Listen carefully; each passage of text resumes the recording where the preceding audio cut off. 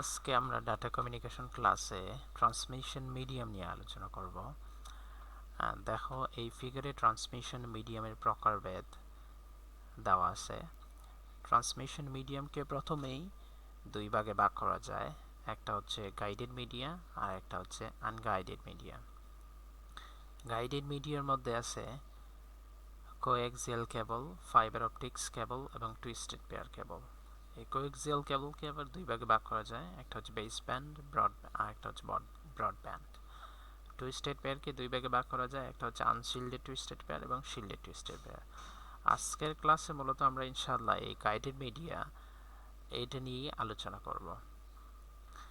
দেখো guided media, এখানে guided মিডিয়ার সিম্পল একটা ডেফিনেশন দেওয়া আছে। Guided media is the physical medium through which the signals are transmitted.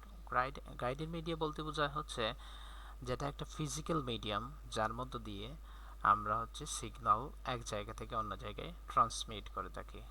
Guided মিডিয়াকে আরও বিভিন্ন নামে পরিচিত, যেমন হচ্ছে বাউন্ডেড মিডিয়া বা ওয়ায়ার্ড মিডিয়া।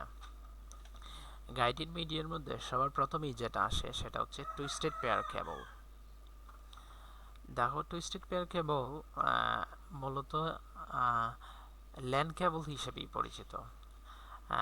টুইস্টেড পেয়ার, দেখো এখানে বলা আছে twisted pair is a physical media made up of a pair of cables twisted with each other। অর্থাৎ দুইটা কেবল, তোমরা ল্যান্ড কেবল যদি কেউ দেখে থাকো, আমরা যেটা ইউজ করি বাসা বাড়িতে, এটার মধ্যে প্রতিটা কেবল জোড়া আকারে পেঁচানো থাকে, এটাকেই বলতেছে টুইস্টেড পেয়ার কেবল। এই twisted pair cable is a cheap compare. Twisted pair কেবলটা হচ্ছে অন্যান্য যে ট্রান্সমিশন মিডিয়াম আছে এই ট্রান্সমিশন মিডিয়ামের তুলনায় সবচেয়ে চিপ এবং এটার ইনস্টলেশন একেবারেই সহজ। এটা একটা লাইট ওয়েট, অর্থাৎ একেবারে হালকা পাতলা একটা কেবল। আর টুইস্টেড পেয়ার কেবলের রেঞ্জ হচ্ছে 0 থেকে 3.5 কিলোহার্টজ। তাহলে আমরা জানি টুইস্টেড পেয়ার কেবলকে দুই ভাগে ভাগ করা যায়, একটা হচ্ছে আনশিল্ডেড টুইস্টেড পেয়ার এবং একটা হচ্ছে অন্যটা হচ্ছে শিল্ডেড টুইস্টেড পেয়ার। মূলত আনশিল্ডেড টুইস্টেড পেয়ার কেবলই আমরা হচ্ছে আমাদের বাসাবাড়িতে ল্যান্ড কেবল হিসেবে ইউজ করে থাকি। আনশিল্ডেড টুইস্টেড পেয়ার কেবলের এখানে কিছু সিম্পল বৈশিষ্ট্য বলা আছে, একটু দেখবা। তারপরে টার্ম হচ্ছে তারপরে ফিজিক্যাল মিডিয়ামের মধ্যে আসতেছে কোএক্সিয়াল কেবল। কোএক্সিয়াল কেবল মূলত ডিশ অ্যান্টিনার কেবল যেটা আছে আমরা হচ্ছে রোডের মধ্যে দেখি যে কেবল টেলিভিশন নেটওয়ার্ক যেগুলো আছে এগুলো যে চ্যানেল যে মিডিয়ামটা ইউজ করে এগুলো মূলত হচ্ছে coaxial cable.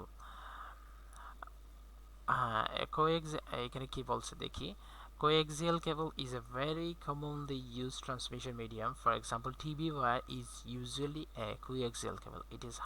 It has a higher frequency as compared to twisted pair cable. Twisted pair cable হচ্ছে এটার frequency range higher.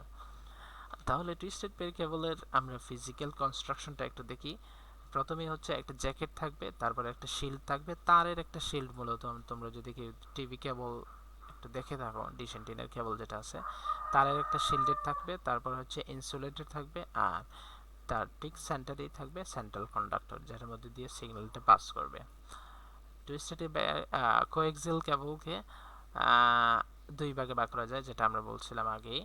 একটা হচ্ছে ব্রেস ব্যান্ড ট্রান্সমিশন আর একটা হচ্ছে ব্রডব্যান্ড ট্রান্সমিশন। ব্রেস ব্যান্ড ট্রান্সমিশনের ক্ষেত্রে মূলত আমরা হচ্ছে সিঙ্গেল সিগন্যাল হাই স্পিডে প্রেরণ করে থাকি, আর ব্রডব্যান্ড ট্রান্সমিশনের ক্ষেত্রে আমরা মাল্টিপল সিগন্যালস সিমালটেনিয়াসলি ট্রান্সমিশন করে থাকি। দেখো টুইস্টেড কোএক্সিয়াল কেবলের সুবিধা, এটাতে ডাটা ট্রান্সমিশন একটা হাই স্পিডে হয়।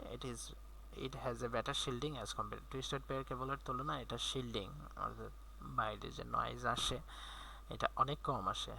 It is more expensive as compare to, এটা ডিসঅ্যাডভান্টেজ হচ্ছে টুইস্টেড পেয়ার কেবলের তুলনায় এটা একটু বেশি এক্সপেন্সিভ। আচ্ছা দেখো পরের টার্মটা আসছে ফাইবার অপটিক কমিউনিকেশন। এটা খুব ইম্পর্টেন্ট টার্ম, এটা হচ্ছে আমি ডিটেলসে অনেক কিছুই ফাইবার অপটিক কমিউনিকেশনের বলার চেষ্টা করছি, নিচের স্লাইডগুলোতে আসবে ইনশাল্লাহ।